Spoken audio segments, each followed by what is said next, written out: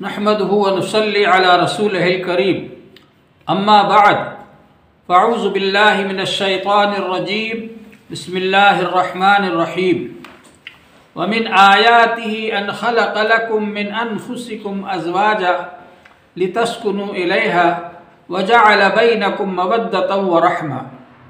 मुहतरम हज़रात, अल्लाह जल्ल शानुहु का फ़ज़्ल व करम है, उसका इनाम व एहसान है कि उसने हमको ऐसा दीन अता फ़रमाया जो इंसान की फ़ितरत के मुताबिक है। इंसान को पैदाइश के बाद से लेकर मौत तक जिन चीज़ों की ज़रूरत पड़ती है और जो चीज़ें उसके लिए फ़ायदेमंद हैं, उसकी ज़िंदगी के लिए, उसकी सेहत के लिए, उसके समाज के लिए, उन चीज़ों का इस दीन में हुक्म दिया गया है और उन कामों को करने का बतलाया गया है। और जिन कामों से जो काम नुकसानदेह हैं इंसान की ज़िंदगी के लिए, उसकी सेहत के लिए, उसके समाज के लिए, उन कामों से मना किया गया है। तो इंसान के अंदर अल्लाह जल्ल शानुहु ने बहुत सारी सलाहियतें रखी। उनमें से एक सलाहियत ये है कि इंसान के अंदर अल्लाह जल्ल शानुहु ने जिनसी सलाहियत रखी ताकि उसके ज़रिए से नस्ल इंसानी को आगे बढ़ाया जाए और उसको इंसान सही तौर पर इस्तेमाल करे। उसके लिए अल्लाह जल्ल शानुहु ने तरीक़ा बतलाया, पाकीज़ा तरीक़ा बतलाया और बुराई से मना फरमाया। अल्लाह जल्ल शानुहु ने इरशाद फरमाया कुरान पाक के अंदर, वमिन आयातिही अन खलक़ लकुम मिन अनफुसिकुम अज़वाजा। अल्लाह की कुदरत की निशानियों में से ये है कि अल्लाह जल्ल शानुहु ने तुम्ही में से तुम्हारे जोड़े पैदा फरमाए, जोड़े बनाए, और उसका मकसद ये है लितस्कुनु इलैहा, ताकि तुम सुकून हासिल करो। निकाह का एक मकसद होता है सुकून वाली ज़िंदगी हासिल होना। तो अल्लाह जल्ल शानुहु ने जोड़े इसलिए बनाए ताकि तुम सुकून हासिल करो। और फरमाया वजअल बैनकुम मवद्दतन व रहमा, और तुम्हारे दरमियान आपस में मोहब्बत पैदा फरमाई, उल्फत पैदा फरमाई, और अल्लाह तबारक व तआला ने तुमको एक दूसरे का हमदर्द बना दिया, रहमत करने वाला, मेहरबान बना दिया, एक दूसरे का हमदर्द बना दिया।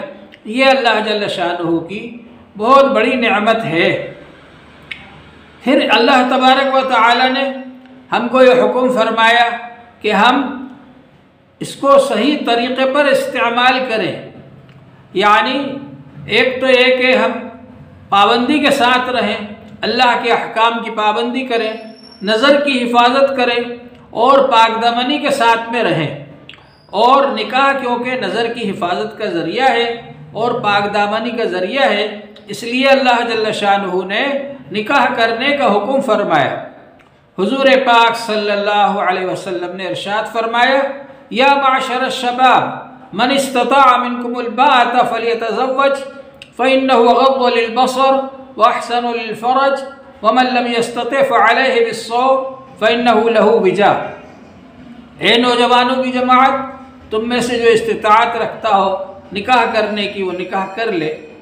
क्योंकि निकाह का एक फ़ायदा तो ये है अग़ज़्ज़ु लिलबसर, कि वो नज़र की हिफाजत करने वाला है, उसके ज़रिए नज़र की हिफाजत होती है। और दूसरा फ़ायदा ये है कि उसके ज़रिए पाक दामनी हासिल होती है। अहसनु लिलफ़रज, पाक दामनी का ज़रिया है वो। तो निकाह का ये मकसद है और इस मकसद के लिए निकाह करना चाहिए। हुज़ूर पाक सल्लल्लाहु अलैहि वसल्लम ने इरशाद फरमाया, मा तरा लिलमुतहाब्बैन मिसलन निकाह। निकाह के ज़रिए जो आपस में मोहब्बत पैदा होती है वो किसी और ज़रिए से नहीं होती। मगरिबी मुल्कों के अंदर जहाँ लोग बग़ैर निकाह के फ़रेबबाजी के ज़रिए एक साथ रहने लगते हैं तो वो ज़िंदगी में ही बिछड़ जाते हैं। जवानी में साथ रहते हैं, उसके बाद बिछड़ जाते हैं, अलग अलग हो जाते हैं। और अगर उनसे औलाद पैदा होती है तो वो औलाद बेसहारा रह जाती है। उसकी कोई किफ़ालत करने वाला, परवरिश करने वाला, तरबियत देने वाला, तालीम देने वाला नहीं होता।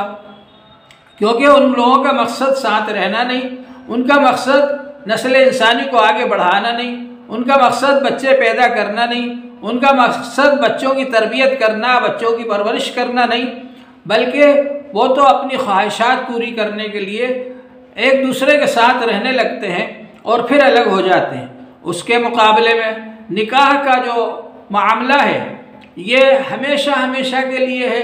निकाह का मामला आर्जी नहीं होता बल्कि मुस्तकिल होता है।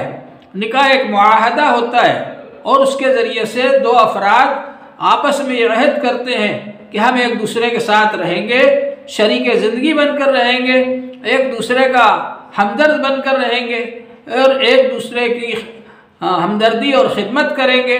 इस तरह से वो एक दूसरे के साथ में रहने का मुआहदा करते हैं और वो साथ रहते हैं और सिर्फ जवानी में साथ नहीं रहते बल्कि बुढ़ापे में भी एक दूसरे की हमदर्दी करते हैं और एक दूसरे की खिदमत करते हैं। तो निकाह का ये पाकीज़ा तरीक़ा अल्लाह जल्ल शानुहु ने हमको बताया है। उसके बिलमुकाबिल जो लोग मगरिबी मुल्कों के अंदर फ्रेंडबाजी के ज़रिए रहते हैं और उसके नतीजे में पैदा होने वाले जो बच्चे होते हैं वो बच्चे बेसहारा हो जाते हैं।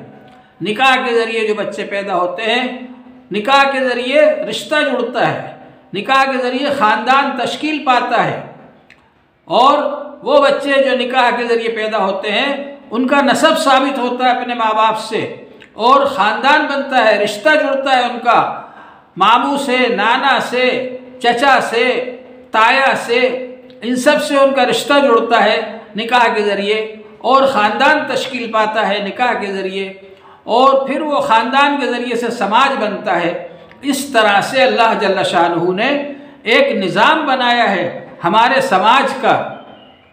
और फिर उन बच्चों को एक तरफ तो अल्लाह तबारक व तआला के फजल व करम से ददियाली ख़ानदान से ताकत मिलती है, एक तरफ उनको ननियाली ख़ानदान से ताकत मिलती है और एक तरफ उनको ससुराली ख़ानदान से ताकत मिलती है। जब वो बच्चे बड़े होते हैं एक तरफ ददियाली ख़ानदान उसकी मदद करने के लिए खड़ा हुआ है, एक तरफ ननियाली ख़ानदान उनकी मदद करने के लिए खड़ा हुआ है और बड़े होने के बाद जब उनकी शादी होती है तो ससुराली ख़ानदान से उनका रिश्ता जुड़ता है। इस तरह से उनको तीन ख़ानदानों से ताकत मिलती है। अल्लाह जल्ल शानुहु ने इरशाद फरमाया, हुवल्लज़ी खलक़ मिनल माइ बशरन फ़जअलहु नसबन व सहरा।